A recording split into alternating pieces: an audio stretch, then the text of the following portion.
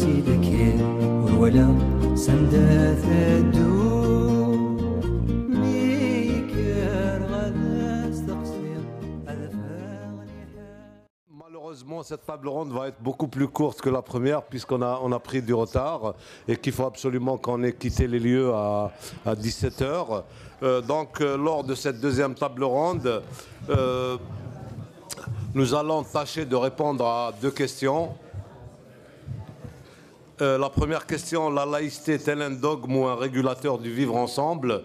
Autrement dit, la laïcité œuvre-t-elle au vivre ensemble ou est-elle elle-même un dogme opposé au dogme religieux? Et la seconde question consiste à savoir de quels outils dispose la laïcité à l'épreuve du relativisme culturel. Je rappelle que le relativisme culturel est cette thèse qui est intéressante quand elle se place en contraste avec l'ethnocentrisme, lequel consiste en le droit que peut s'arroger une société à en juger une autre à partir de sa propre norme.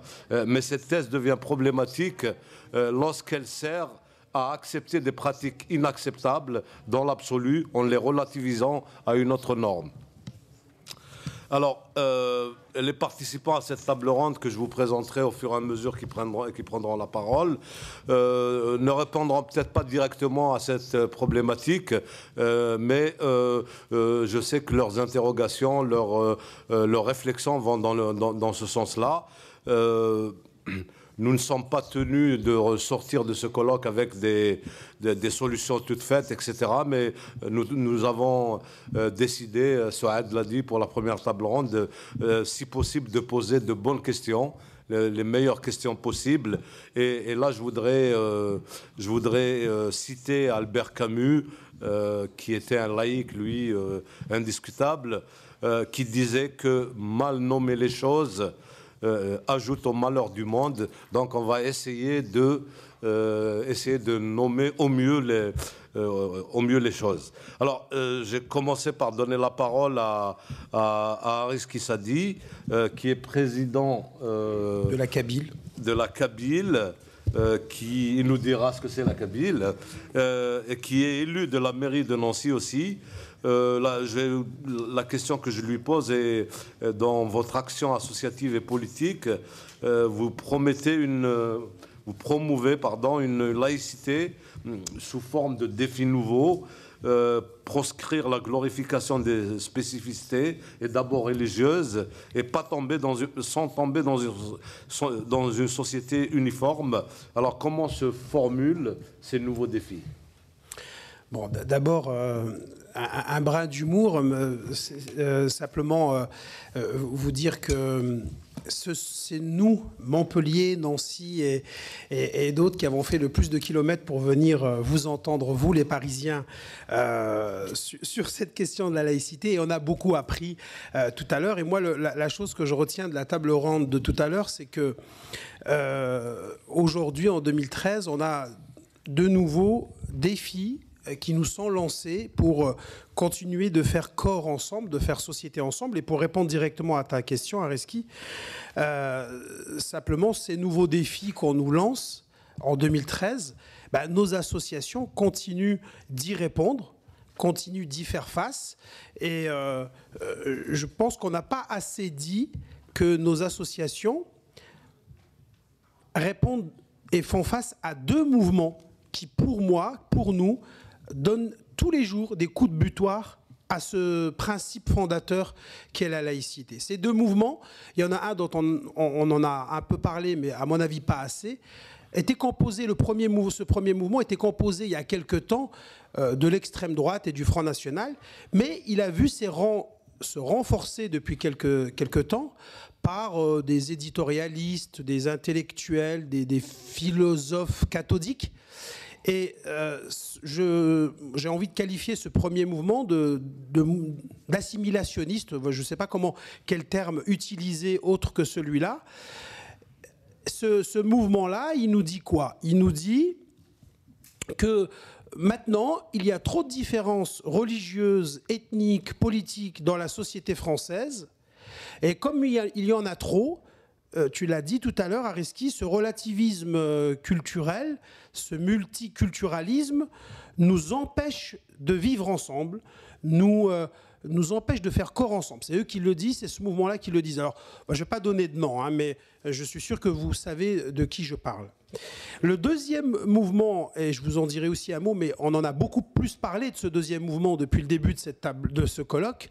Ce deuxième mouvement, c'est effectivement un mouvement qui sacralise les différences religieuses, qui sacralise les différences ethniques. Ce sont effectivement les fondamentalistes islamistes ou les fondamentalistes religieux. On l'a vu, David Assouline l'avait rappelé tout à l'heure, pendant les manifestations de Civitas contre le mariage pour tous.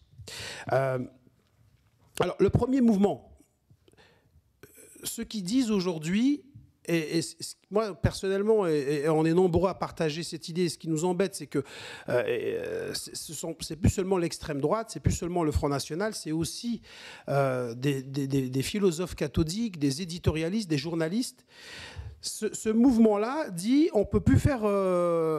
Il faut qu'on soit tous, qu'on se ressemble en tout point, qu'on soit homogène. Le multiculturalisme, ça suffit. Ça crée trop de tensions. Alors, moi, je pense que ces philosophes et ces éditorialistes cathodiques, simplement, ils prétendent que c'est une position. En plus, ils se mettent dans une espèce de position où ils brisent un certain politiquement correct. Parce que ce qu'on a dit dans la première table ronde, ils considèrent, eux, que c'est du politiquement correct. Voilà, on est tous ensemble, on vit tous ensemble, citoyens de la République. Et ils disent que ça, c'est une pensée un peu commune.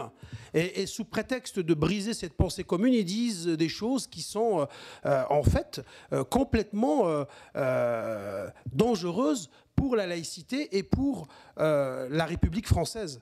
Ils disent qu'il n'y a plus dans la rue, dans le privé comme dans le public, partout, il n'y a plus qu'à faire des citoyens qui se ressemblent en tout point, tant au point de vue pensée philosophique religieuse qu'au point de vue vestimentaire, qu'au point de vue... Et nous, alors, pour faire référence à l'immigration nord-africaine d'où nous venons, on a un peu connu ça là-bas. C'est-à-dire qu'à un moment donné, on nous disait une seule langue, bon d'accord, mais aussi une seule religion, mais aussi une seule tenue vestimentaire, mais aussi un seul parti politique, le FLN par exemple en Algérie. Donc il faut absolument, moi je pense qu'il faut, nos associations refusent de rentrer dans ce débat parce qu'à les entendre aux premières paroles qu'ils peuvent nous prononcer, on pourrait presque dire, bah ouais, finalement, ils luttent eux aussi contre les fondamentalistes, donc pourquoi pas. Non, il faut absolument refuser presque de les écouter parce que c'est tout simplement un danger aussi grave que celui que font peser les islamistes religieux, les fondamentalistes islamistes ou les autres fondamentalistes religieux. C'est un danger aussi important que de penser que la laïcité, ce serait cette formule qui dirait maintenant vous êtes tous citoyens français, vous oubliez d'où vous venez, vous oubliez qui vous êtes, vous oubliez à quelle spiritualité vous appartenez, vous vous habillez de la même façon, vous pensez de la même façon, et comme ça, il n'y a pas de différence, on gomme toutes les différences et on vivra mieux ensemble. Non, on vivra certainement moins bien parce que les gens le vivront comme une négation de leur culture d'appartenance, de leur état d'âme, et là, on aura des tensions encore beaucoup plus grandes. Donc, voilà, hein, je veux dire simplement ça. On n'en a pas assez parlé. L'autre mouvement que nous, on prend de franc, c'est effectivement à la fois les fondamentalistes islamistes dans nos quartiers populaires, dans les quartiers dits sensibles, je ne sais même plus comment les appeler, tellement il y a de qualificatifs. On a aussi, même au sein de nos associations, des mouvements comme ça qui nous disent non, il faudrait plutôt... D'ailleurs, souvent, ils nous disent par opposition à ceux qui veulent absolument nous homogénéiser, par provocation, il faudrait presque qu'on affiche de façon ostensible notre appartenance religieuse, notre appartenance ethnique, notre appartenance culturelle. Alors, cela... j'ai envie de vous raconter une anecdote. Il s'appuie sur le fait que il vaut mieux défendre chacun un bout de France dans sa communauté et qu'on ensuite, on crée une compétition entre les religions, entre les communautés, et c'est comme ça qu'on aura chacun une petite part de la France. Ça, c'est ce deuxième mouvement, il est plutôt sur cette logique-là. Et évidemment, comme pour l'un répond en gros à l'autre. Ceux qui voudraient gommer toute différence provoquent l'effet inverse de ce qu'ils recherchent, puisque les autres disent si vous voulez qu'on aille sur l'effacement de soi, au contraire, on va l'afficher de plus en plus fort, passez-moi l'expression, rien que pour vous emmerder. Alors, qu'est-ce qu'ils disent, ces fondamentalistes islamistes, par exemple? J'en prends juste un, parce qu'il y en a d'autres. Ils demandent, toujours aux filles, vous l'aurez remarqué, c'est toujours aux femmes qu'on demande ça, c'est d'afficher prosélytement leur appartenance à l'islam par le voile ou par toutes les déclinaisons qui existent de ce voile. Et du coup, après, il y a un discours qui est rodé chez ces filles-là. C'est le discours, c'est moi qui l'ai choisi. Oui, c'est moi qui l'ai choisi, c'est moi qui choisis de porter le voile, parce que j'ai envie... Alors, bon, c'est un peu, vous savez, la phrase, la réplique de la Boétie. La Boétie qui disait, qui a fait un livre qui s'appelle « La jouissance de la servitude volontaire », c'est-à-dire que on leur demande d'être soumises, de choisir une servitude. Et ensuite, quand cet habit est porté dans la sphère privée, elle le porte aussi dans la sphère publique. Et dans la sphère publique, cet habit devient une allégorie. Ce n'est pas juste c'est pas un jean, c'est pas juste un phénomène de mode. C'est une allégorie, c'est quelque chose qui renvoie à une idéologie. Et donc en face, ça suscite les méfiances, les grégarités, et du coup, ça suscite aussi la provocation en disant on va faire de plus en plus de lois, de plus en plus de choses contre cela. Voilà. Alors, je conclus en disant qu'à ces deux mouvements, à ceux qui à la fois pensent que la laïcité c'est la négation de toute identité individuelle, et à la fois à ceux qui pensent que la laïcité, c'est la manière d'avoir chacun un bout de France à mettre en compétition avec l'autre, nos associations, elles les renvoient tous les deux à dos. Et quand on renvoie ces deux mouvements dos à dos, on nous prête une oreille un tout petit peu plus concrète. Nos adhérents, les élus avec lesquels on discute, et aussi simplement les autres associations avec lesquelles on travaille. On fait souvent partie de collectifs d'associations où il y a par exemple, à Nancy, il y a un collectif qui est composé de l'association culturelle juive, de l'amitié de Tsigane, de l'association culturelle berbère de Nancy. Et du coup, on nous prête une oreille un peu plus attentive parce que concrètement, renvoyer dos à dos ces deux mouvements, c'est quelque chose qui concrètement parle à nos adhérents, aux autres associations. Et c'est-à-dire qu'en fait, on dit clairement à ceux qui voudraient afficher prosélytement leurs différences que regarde ce que tu suscites en face, et c'est pas comme ça, c'est pas la bonne voie, et vice versa. Voilà un petit peu ce que je voulais dire en préalable à Reski. Merci à Reski Sadi. Je rappelle que tu es président de l'ACB aussi, de l'Association de culture berbère. Oui, c'est vrai. Je suis venu avec mon fan club, tu l'auras remarqué. Oui. Oui, alors, je vais me tourner, on va en rester à Nancy, puisque je vais me tourner vers Rachid Boubegra, qui est président de l'ACB, Association de culture berbère 54, l'ACB de Nancy, où la question de la laïcité c'est vraiment travaillée au quotidien, si j'ose dire, puisque il y a non seulement des questions qui se posent, que vous débattez, mais aussi des pratiques que vous essayez de mettre en place. Alors, est-ce que vous pouvez nous parler un peu de ce mouvement-là, en faveur de la laïcité dans l'association? Merci. Nancy est déjà une ville de renaissance et une ville de tolérance, une ville de laïcité. Donc avant de commencer à partager avec vous quelques points qui me semblent importants quand on parle de la laïcité, je vais vous citer 3 exemples qui sont des exemples concrets que nous avions vécus au sein de l'association. C'est des choses que tout le monde connaît, ça a été dit tout à l'heure. Un premier cas, appelons-le, Akli est parti, donc appelons-le Akli. Akli vit dans un village pas très loin de Nancy, en Lorraine. Il vit avec sa femme et ses 3 enfants. Il vit comme tout le monde, comme sa voisine Colette, Michel, Jacques, sauf que lui a reçu un jour un courrier de l'Éducation nationale qui lui demandait, un courrier questionnaire qui lui demandait des précisions sur d'éventuelles prescriptions alimentaires pour son fils. Je précise que son fils a un prénom typiquement français, si on peut appeler les choses ainsi. Deuxième exemple, c'est l'exemple d'un petit qui a 6 ans, Mounir, il s'appelle, et qui, lors d'un séjour, en colonie de vacances entre 2 séjours, sort un sandwich, il partait le jour même, sort un sandwich, pas pain au chocolat, mais jambon, beurre. Et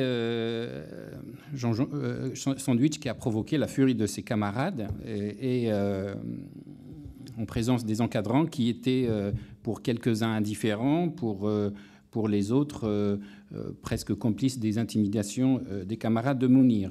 Troisième exemple, c'est une histoire, l'histoire d'une jeune femme qui est arrivée de Kabylie il y a une dizaine d'années, s'habillait comme tout le monde, elle faisait les activités au sein de l'association comme tout le monde, vivait comme tout le monde, quoi. Enfin, voilà. Et puis un jour, elle disparaît, elle réapparaît avec un voile. S'ensuit un débat houleux au sein de l'association. C'est quelqu'un qui voulait prendre un peu de place dans l'association. Et on a eu un débat assez difficile, assez intéressant sur est-ce qu'il faut laisser la place à des femmes qui portent le voile, une place visible et engageant l'association. Voilà, je voudrais, à partir de ces 3 exemples, évoquer 3 points de vigilance qui, à mon avis, sont des menaces pour la laïcité. Mais avant de les traiter d'une manière théorique, je vous précise que nous ne sommes pas historiens, ni psychologues, ni sociologues, donc on reste des gens naïfs et des observateurs plutôt que des gens qui font de l'analyse. Premier point, c'est en lien avec le premier exemple, c'est un trop-plein de préjugés. Un trop-plein de préjugés vis-à-vis d'une personne qui s'appelle Akli. Nous avons l'habitude, et nous en sommes conscients, de la persistance de préjugés touchant des personnes en raison de leur origine, ça a été évoqué, en raison de leurs conditions sociales, de leurs conditions physiques. Ça, on le sait, on le combat. Nous savons que ce genre de préjugés est le ferment de tout ce qui est discrimination, que ce soit dans l'emploi, dans le logement, les loisirs, ce fléau est bien réel et inacceptable. Il est d'autant plus inacceptable quand ces préjugés viennent d'une institution qui s'appelle l'Éducation nationale, qui est garante justement de tout ce qui est laïcité, de neutralité. Donc pour vous voyez bien, hein, les préjugés portés par une institution.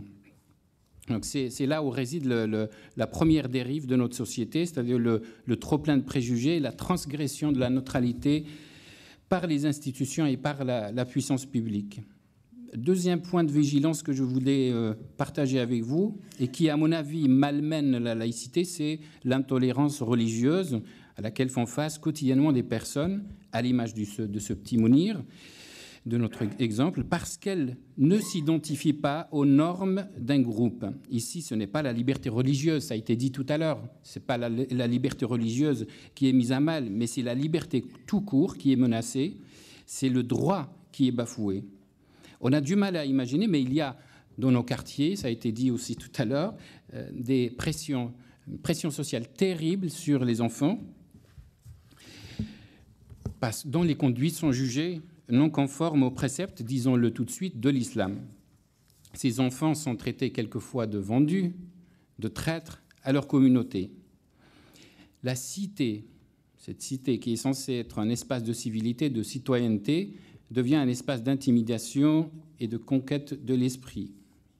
Il y a en quelque sorte une sorte de banalisation de l'intolérance dans la société civile. Troisième point que je voulais aussi évoquer, c'est la méconnaissance de la laïcité. La réaction au sein de notre association vis-à-vis de cette femme portant le voile est intéressante. Elle est intéressante parce qu'elle était centrée essentiellement sur la condition des femmes et l'égalité hommes-femmes. Ce qui a prévalu dans nos débats, c'est la peur que les femmes soient renvoyées dans leurs conditions de soumission. Mais à cette occasion, à l'occasion de ces débats, nos échanges ont révélé une grande diversité de points de vue. Tant mieux, c'est très bien. Il y a des défenseurs de la laïcité qui prônent un anticléricalisme sans concession, c'est-à-dire qu'une intolérance claire vis-à-vis de signes religieux prosélytes.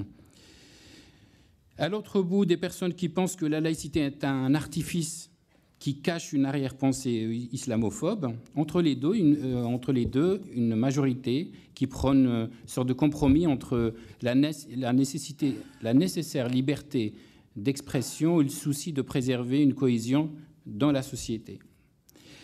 Ces débats ont révélé au moins un fait qui est certain.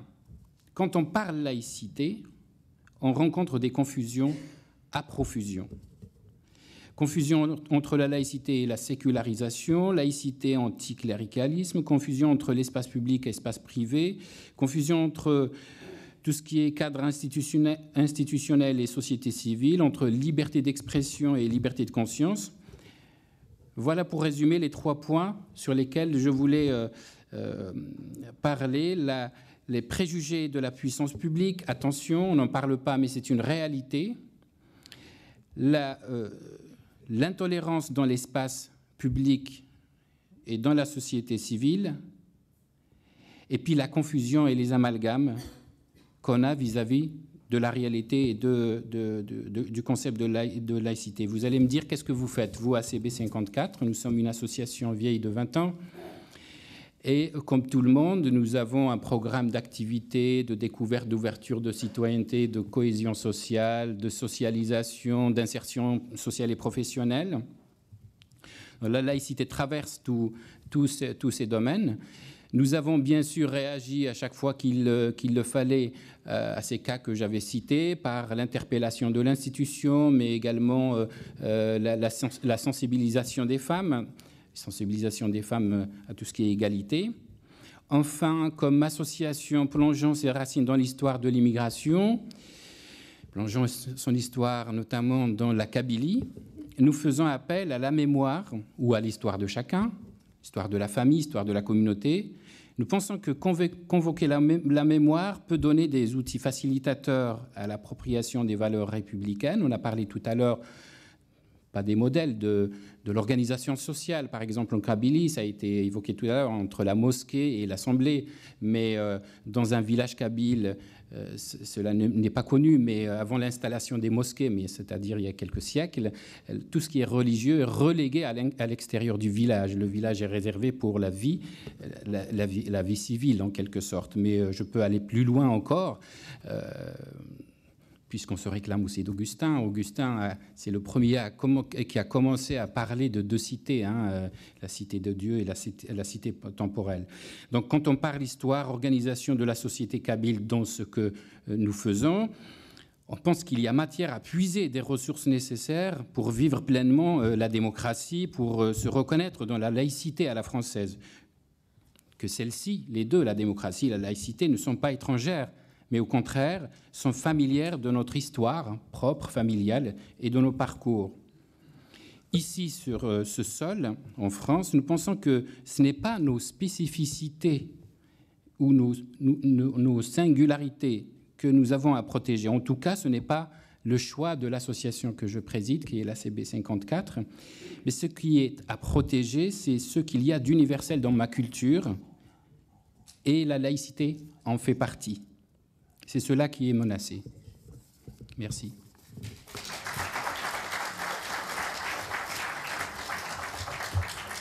Merci Rachid Boubegra pour avoir respecté déjà le temps de parole et aussi pour la clarté de votre propos. Je rappelle que vous êtes président de l'ACB 54 qui fait partie de la Kabyle. Et la Kabyle, je rappelle que c'est la coordination des associations berbères pour l'intégration et la laïcité, présidée par Rizki Sadi, ici présent.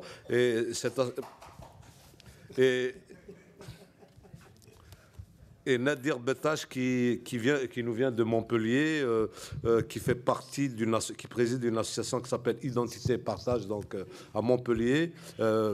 Cette association fait aussi partie de la Kabyle.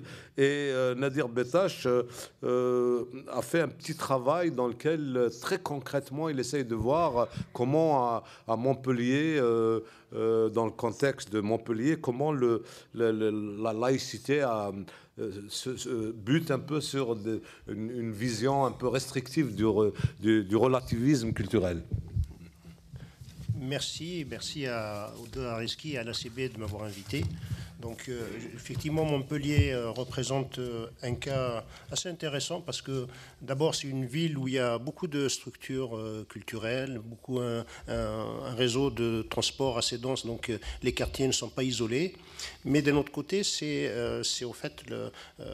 la ville qui est en face de la rive sud de la Méditerranée. On voit venir essentiellement beaucoup de Marocains. Des fois même, il y a certains qui viennent 6 mois comme saisonniers agricoles et repartent dans leur pays. Et donc, c'est des choses intéressantes à voir sur ce point de vue-là. Donc, justement, on n'a pas beaucoup de temps pour développer tout ça, mais je vais juste dire un mot sur le relativisme culturel, parce que c'est justement ça qui fait qu'on cantonne ces populations venant d'Afrique du Nord à un seul élément qui est leur appartenance supposée ou vraie, qui est religieuse. Donc on a toujours l'islam qui est brandi en premier lieu. Et puis, ce qu'ils sous-entend, donc s'ils sont islamistes, donc ils sont forcément arabes. Donc c'est pas forcément le cas, parce qu'à Montpellier, il y a beaucoup de gens qui viennent du Rif, qui viennent du Souss, tout ça. Donc c'est des berbères. C'est pas parce que les gens parlent arabe qu'ils sont forcément arabes. Ils peuvent être arabophones sans être arabes. Donc ça, c'est quand même ce que je voulais en fait définir comme aléa pour cette histoire. Et puis, il y a aussi cette histoire du terme islamophobie qu'on utilise à tort et à travers, notamment depuis que, donc, comme disait Areski, des intellectuels cathodiques ont repris ce mot et le développé.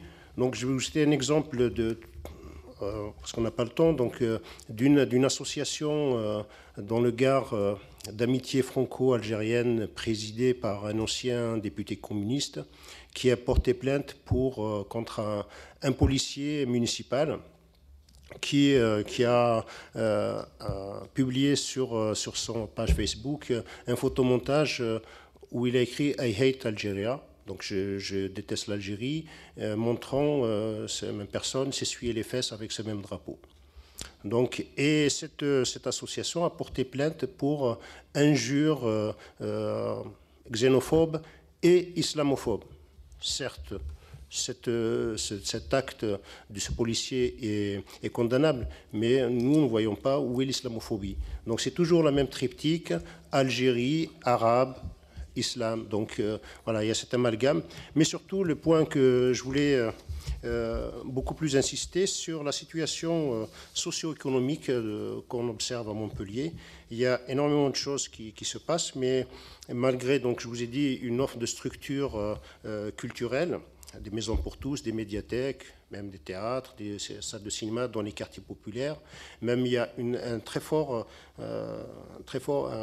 gros effort qui a été fait dans le cadre du contrat de ville, pour offrir des activités culturelles au sein des écoles, mais au sein aussi de ces structures existantes dans les quartiers. On voit quand même que l'islamisme politique, il prend le dessus. Il prend le dessus parce que c'est des populations qui ont des difficultés socio-économiques qui sont quand même assez importantes. Pour cela, permettez-moi de vous donner quelques chiffres. Donc effectivement, Montpellier, il y a 250 000 habitants. Ces quartiers représentent 10% de la population. Dans la moitié de ces 10% vivent sous le seuil de la pauvreté. Et 28% de la population a moins de 15 ans. Je cite les chiffres. 27% de la population est au chômage, dont 30 à 40% chez les moins de 25 ans. Et 12% des ménages comptent 6 personnes et plus, contre 2,5% pour l'ensemble de la commune de Montpellier. Et 31% de la population est de nationalité étrangère. 40% de cette population vivent des allocataires qui est lié à la précarité. Et 75% de ces ménages ne sont pas imposables. À ajouter à cela, l'offre de logement est principalement sociale. Peu d'habitants sont propriétaires de leur logement. Donc ces difficultés ne sont pas de nature à permettre aux habitants de sortir de ce quartier et de s'épanouir. C'est plutôt le regroupement qui prévaut et parfois 3 générations vivent sur le même toit. Donc vous voyez l'émancipation des jeunes et surtout des filles, comment ça peut se faire. Et pire encore, c'est que la tour d'Assas, il y a une tour qui a été rasée heureusement aujourd'hui, est un véritable village vertical où vivent 800 habitants. Ces habitants viennent majoritairement à 95% d'un seul village du sud du Maroc, Tinrir. Vous voyez comment une jeune fille commence à s'émanciper. Alors si ce n'est pas le père, c'est le voisin, c'est le cousin qui va la rappeler à la morale, à l'ordre, ainsi de suite. Donc l'égalité homme-femme, n'en parlons pas dans ces conditions-là. Dans ce contexte, la question ethnique recoupe de fait la question sociale. Donc les commerces sont peu à peu adaptés aux habitudes, aux habitants et à leurs besoins pour s'ethniciser.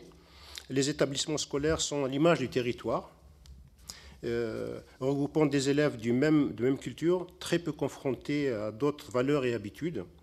Par exemple, lors d'une réunion de travail que j'ai faite avec un directeur d'école, situé dans le quartier de la Mossan, j'ai trouvé le jour de la visite, j'ai trouvé cette école vraiment d'un calme inhabituel. Et le directeur de me dire, aujourd'hui, on peut travailler tranquillement, c'est l'Aïd, les élèves n'ont pas classe. Vous voyez un peu C'est dans ce climat qu'on assiste à l'émergence d'un redoutable réseau intégriste qui clive, ghettoise, et favorise le communautarisme qui surfe sur des problèmes économiques et joue sur la victimisation. Et qui brandit la religion comme un emblème, une identité que l'on peut s'approprier. Le port du voile est en nette augmentation. Certaines femmes veulent fuir ce carcan, estimant que les plus rétrogrades prennent le pouvoir. Et s'interroge, vais-je obliger ma fille à porter le voile ou vais-je quitter le quartier? Mais avec quels moyens? Donc nous, ayant connu les affres de l'islamisme en Algérie, nous constatons que les mêmes schémas se reproduisent dans l'Hexagone. Et cette situation nous préoccupe. Bien sûr, seule une réponse de vérité, donc sans condescendance qui évacue tout le relativisme, basée sur l'égalité des chances, la justice sociale et la laïcité, pourra remettre en route l'ascenseur social. Donc, pour nous, une politique ambitieuse de mixité sociale dans tous les quartiers pourrait endiguer le communautarisme et espérer réduire l'influence des extrémismes. Merci. Merci Nadir. Merci Nadir pour cette plongée très concrète dans la question de la laïcité à Montpellier. Nous devions accueillir Madame Naïma Charaï, présidente de l'Accès. Malheureusement, elle a eu un empêchement de dernière minute, ce qui nous a donné l'idée de donner la parole à Souad Baba Issa, qui n'est pas simplement l'excellente animatrice de table ronde que vous avez vue tout à l'heure, mais aussi une militante féministe qui est responsable de l'association franco-algérienne Amal, qui se bat pour le droit des femmes, et elle va nous parler très rapidement du droit des femmes en rapport avec la laïcité. Après quoi, j'appellerai Nordine Saadi, à qui on a demandé de nous faire une petite synthèse de ce colloque, très rapide comme ça. Et je rappelle que si ça suscite en vous des réactions, vous pouvez nous les envoyer. Vous avez tout ce qu'il faut normalement dans les dossiers qui vous ont été distribués, les coordonnées de l'ACB. Vous pouvez envoyer vos réactions, on les publiera dans les actes du colloque. Voilà, Souad. Merci Ariski. C'est vrai qu'il est toujours difficile de prendre la parole quand on doit la prendre au pied levé, et puis surtout quand on arrive en fin de table ronde. Alors moi, je vais essayer d'être rapide, concise, parce que Les deux questions qu'on nous a posées, c'est la laïcité est-elle un dogme ou un régulateur du vivre ensemble, et la laïcité à l'épreuve du relativisme culturel. Moi, je ne dissocie jamais mon féminisme de la laïcité, parce que ce sont deux principes et ce sont deux combats pour lesquels je ne lâcherai jamais et dans lesquels je me battrai toujours contre ceux qui sont dans la compromission quand il s'agit de la question de la laïcité et de la question des droits des femmes. Je dis très souvent avec humour que les Français sont les enfants gâtés de la laïcité, que les défenseurs de l'esprit des Lumières leur ont apporté sur un plateau doré, après un dur combat, un principe constitutionnel qui fonde la citoyenneté et qui permet de vivre ensemble dans la paix civile, et que nous regardons impassibles en France s'écrire le scénario qui voudrait nous conduire vers la fin de la laïcité. Lorsque Areski a parlé de la marche pour l'égalité, je rappelle qu'en 1983, les femmes ont participé à la marche pour l'égalité et aucune n'avait le voile et aucune ne se présentait comme une musulmane. Nous étions là pour parler des droits, de l'égalité, des droits des femmes et de droit à être des citoyennes à part entière et pas des citoyennes à part. La laïcité est un rempart pour les droits des femmes, même si elle ne résout pas tous les problèmes sexistes qui existent dans les sociétés patriarcales. Parce que nous savons que dans ces sociétés, ce sont la norme masculine qui détermine le champ du sujet politique, de quels problèmes il faut traiter et de quel sujet de société il faut aborder. La laïcité est la seule valeur qui fonde la citoyenneté et le modèle de la citoyenneté démocratique va à l'encontre du communautarisme. S'il reconnaît l'existence des communautés et leur droit d'exister et de se développer en toute liberté, en tout cas, il est de notre devoir de déconstruire le discours fallacieux et tronqué qui se cache sous le masque de la tolérance, du pluralisme, du respect de la différence, du vivre ensemble, de la liberté d'expression, du respect de l'autre, de l'ouverture à l'autre, de l'identité à l'autre, de la communauté de l'autre, de la culture de l'autre, des traditions de l'autre et bien évidemment de la religion de l'autre, dès lors qu'elle porte atteinte à l'égalité entre les sexes et qu'elle porte atteinte à l'intégrité physique et l'intégrité morale des individus et surtout des femmes. Et nous le voyons, et si nous ouvrons les yeux autour de nous, et si, comme nous l'avons dit tout à l'heure, nous, en tant que militants et militantes associatifs, si les hommes politiques et les femmes politiques ouvrent les yeux autour de nous, elles voient bien que dans tous les pays aujourd'hui, toutes les citoyennes d'Europe, du Maghreb, du Moyen-Orient refusent le fatalisme du discours des extrémistes religieux, des communautaristes et des relativistes culturels qui nous cultivent le mythe que la laïcité est une exception française. Toutes les religions ont refusé d'être solubles dans la laïcité. Il n'y en a aucune qui a accepté la laïcité comme un fait qu'elle accepterait normalement. Elle a toujours combattu contre la laïcité. Donc pourquoi voudriez-vous qu'aujourd'hui, elle change de politique et qu'elle accepte tout simplement de ne pas reprendre le combat en arrière et de revenir en offensive contre tout ce qui peut apporter une solution à l'émancipation humaine, à la construction de sociétés égalitaires et surtout à l'égalité des droits entre les femmes et les hommes. Oui, nos relativistes culturels, où qu'ils soient dans le monde, et particulièrement, comme vous l'avez dit, ces intellectuels catholiques ressemblent à nos autocrates qui portent atteinte à la laïcité, qui refusent et combattent l'universalité des droits sous prétexte que ce sont là des valeurs importées qui doivent s'effacer devant les sacro-saintes spécificités culturelles d'une vision trop occidentale des droits de l'homme fondée sur la primauté de l'individu et non sur l'intérêt général de la communauté. Que ce principe d'universalité des droits constituerait une forme de néocolonialisme au nom du respect de nos spécificités culturelles. Alors voulez-vous que je vous parle de nos spécificités culturelles en France? Eh bien, c'est l'application du Code de la famille quand il traverse la Méditerranée et qu'il peut s'appliquer sur le territoire français. Voulez-vous que je vous parle du certificat de coutume lorsque l'on présuppose que je suis de naissance musulmane et que si je veux épouser un non-musulman, il doit passer par le certificat de coutume et donc se déguiser en faux converti? Voulez-vous que je vous parle des mariages forcés, que je parle des crimes d'honneur contre lesquels les relativistes culturels ne s'indignent jamais, pour lesquels ils n'organisent jamais avec nous de marche blanche, pour lesquels ils ne sont jamais derrière nous et derrière nos rangs, pour lutter contre la lapidation des femmes, contre le tutorat des codes de la famille, et qui aujourd'hui nous invente l'islamisme modéré comme un nouveau moteur en marche qui ne porterait pas atteinte à notre dignité et à l'égalité, en nous confinant dans un rôle de complément d'objet direct lorsqu'il nous parle de la complémentarité dans les codes de famille. Voilà ce que c'est aussi le relativisme culturel. Alors nous sommes confrontés à ces responsables culturels, et moi je n'ai aucun cadeau contre ces relativistes culturels et contre ces responsables politiques, car je n'ai rien à défendre, je n'ai aucune chaise ni aucun électorat à rechercher, je ne fantasme pas un électorat musulman ou un électorat ou d'électrices musulmanes, je dis simplement que s'ils ont une difficulté à séparer la religion et la culture et qu'ils ne s'interrogent pas sur l'interaction du religieux avec le social et le politique, ils font obstacle à l'autonomie et à la liberté des femmes et ils fragilisent le principe d'égalité homme-femme qui porte ainsi atteinte à l'égalité citoyenne. Ils refusent le principe de l'universalité de nos droits. Alors, par quelle perversité tactique peut-il encore se faire complice, comme le dit si bien Fethi Ben Slama, des mouvements extrémistes, des mouvements islamistes, comme des compagnons de route, des partenaires politiques fréquentables contre l'injustice, lorsque le chemin de leurs compagnons est pavé de l'inégalité à même le corps des femmes. L'inégalité est proclamée haut et fort et ils ne s'en cachent pas. Ils mettent l'émancipation des femmes sous verrou et bien sûr, ils assoient leur pouvoir de mal.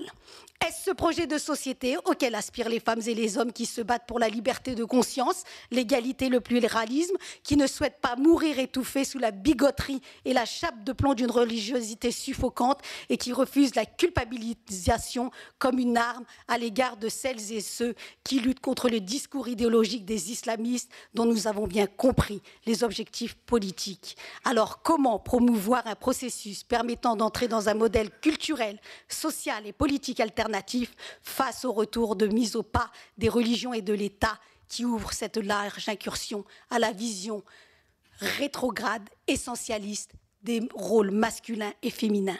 Dans une démocratie, les citoyennes et les citoyens doivent vivre dans des rapports d'égalité, du droit à la différence, mais pas de différence de droit. Les responsables politiques doivent s'affranchir de tout soutien aveugle à ces mouvements politico-religieux face à leurs calculs étroits à court terme qui foulent aux pieds le respect des droits humains pour les hommes et les femmes. C'est par la lucidité et par l'engagement personnel et citoyen que nous pourrons arriver à des politiques qui ne peuvent souffrir d'ambiguïté. Alors la laïcité sera ce que nous en ferons ou ce que nous laisserons faire par indifférence, par impuissance, par renoncement.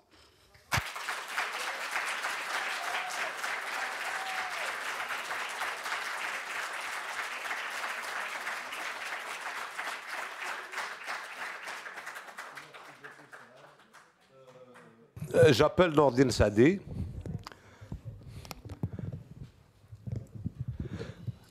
Maître de conférence, écrivain et un ami de l'ACB à qui on a demandé cet exercice pas facile du tout de faire une synthèse en quelques minutes de ce qui s'est dit en 3 heures.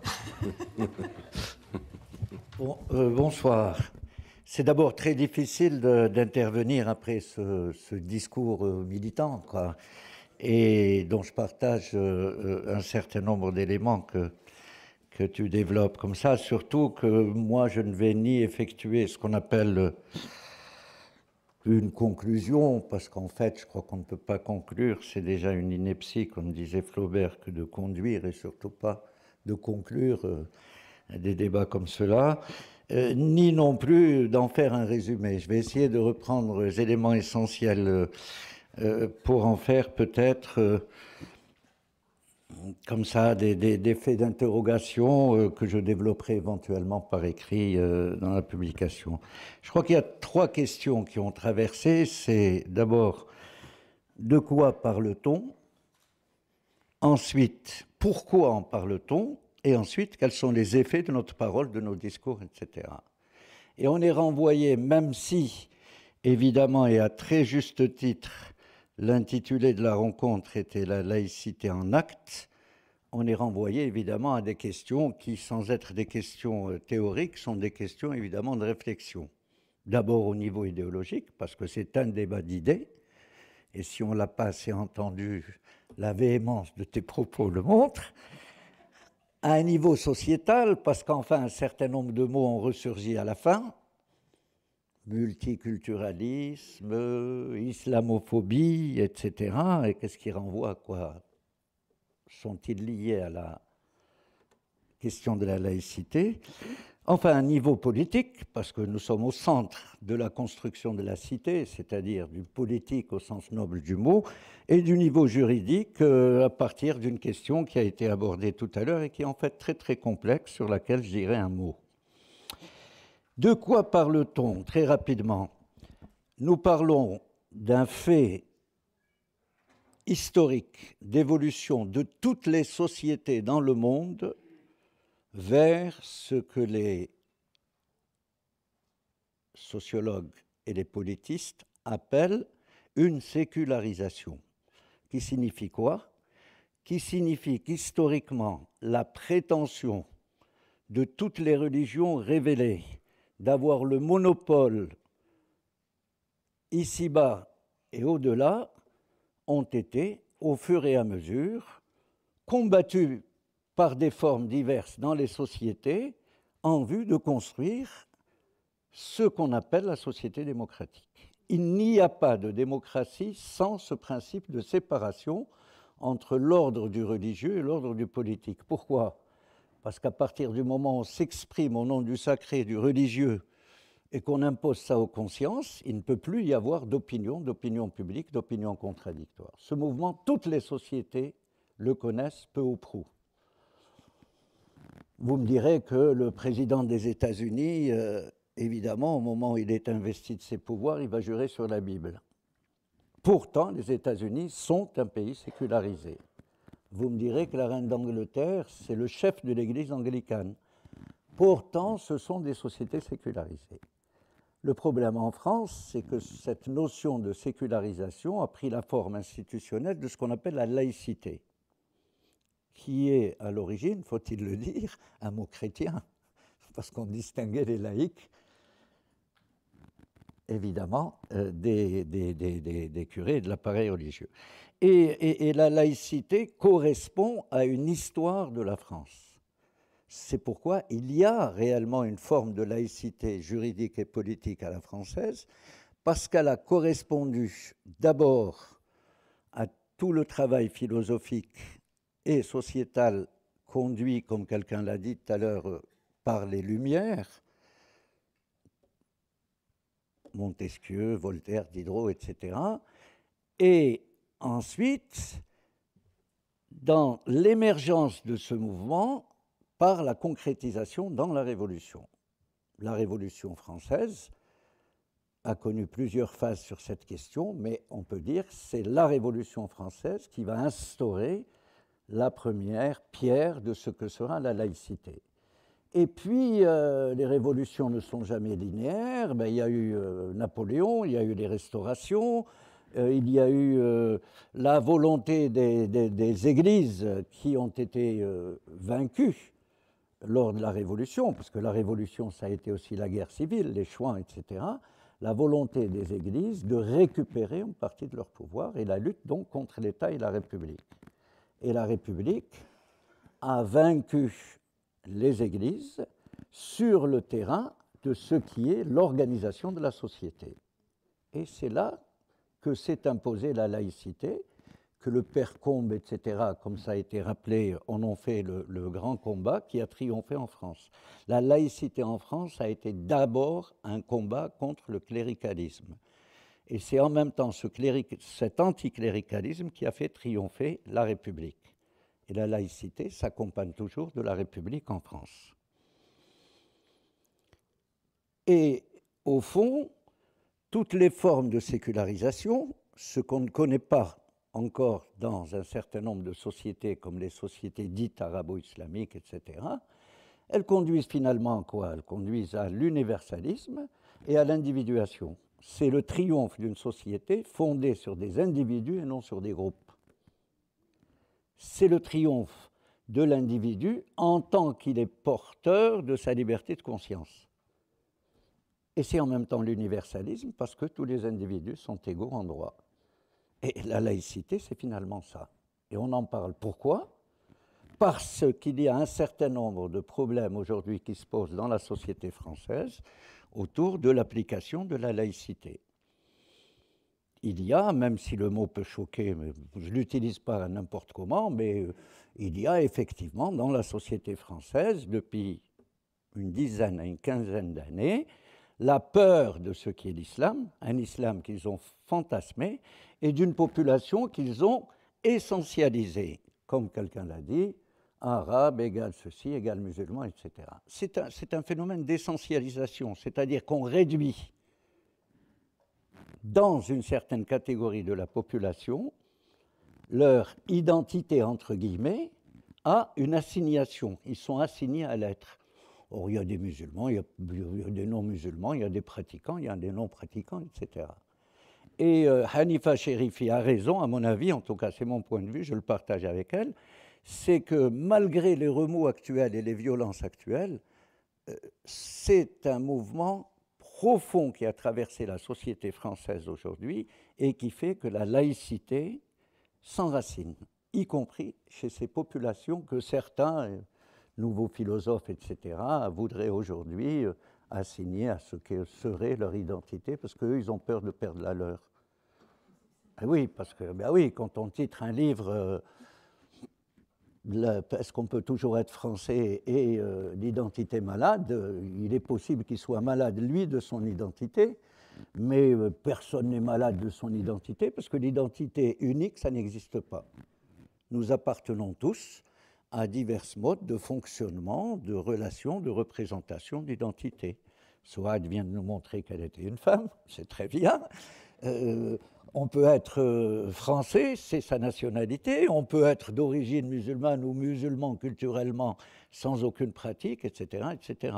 Et on peut être également, en fonction de ses origines anthropologiques, très attaché au fait d'être berbère ou d'être breton, etc.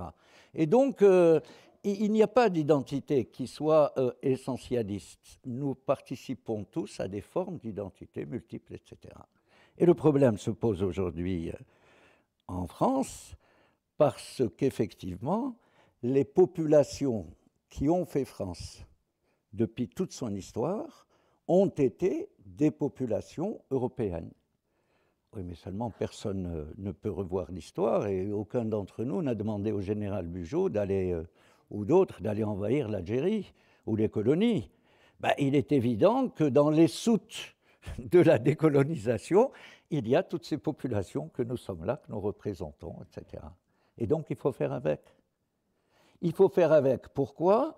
Parce que de toute manière, quel que serait le triomphe, qu'à Dieu ne plaise, des idées d'extrême droite, etc., le monde n'est plus dans un état où on peut mettre les 500 ou 5 millions, 6 millions qu'on représente à peu près sous la figure d'immigrés musulmans dans des charters en les emmenant dans des camps et en les détruisant. Le monde a changé. Le monde a changé. La conception des États et des enfermements nationalistes des États ont changé. Et de ce fait, on est devant des questions qui sont des questions politiques. Mais oui, la perversion qui a été constatée depuis tout à l'heure de l'extrême droite, qui se déclare tout à coup sous l'étendard de la laïcité, c'est une perversion qui vise bien quelque chose. Elle vise à créer des schismes en profondeur dans la société pour nommer les boucs émissaires dans ce qu'ils appellent les musulmans. C'est simplement ça. Et ce discours est un discours qui va, parce que la France est une démocratie, c'est-à-dire fondée sur le marché politique, qui va alimenter tous les courants. Et vous avez des passages aujourd'hui de toutes les droites européennes sur les idées de l'extrême droite. Ce qu'il faut bien entendu combattre, mais ce qu'il faut combattre sans grand affolement. Parce que la vraie question, c'est le fait que des populations d'une, deux, trois générations s'enracinent ici, qu'elles fassent sens ici, qu'elles vivent ici et qu'elles vont apporter leur manière dans le vouloir vivre ensemble qui existe. Et la France s'est toujours constituée ainsi. Le racisme tel qu'on le vit ou tel qu'on le décrit ici, etc., ben vous savez, il faut revenir à la fin du 19e, début du 20e. Qu'est-ce que c'était les macaronis? Qu'est-ce que c'était les Italiens? Qu'est-ce que c'était, y compris ce qu'ont été les Juifs, qui pourtant, pour beaucoup, faisaient sens ici depuis l'Alsace, depuis très très longtemps. Et il y aura toujours ce type de racisme-là, si vous voulez, parce qu'il faut qu'il y ait toujours des gens comme nous pour le combattre.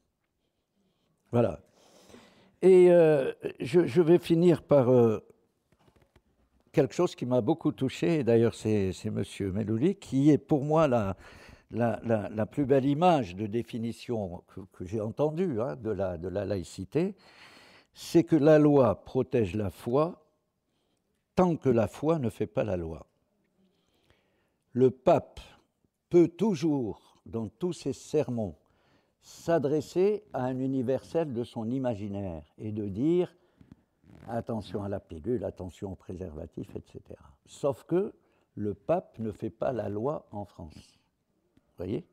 C'est quand l'État commence à faire la loi en se fondant sur une religion que là, évidemment, on n'est plus dans une situation pensable ou possible de démocratie.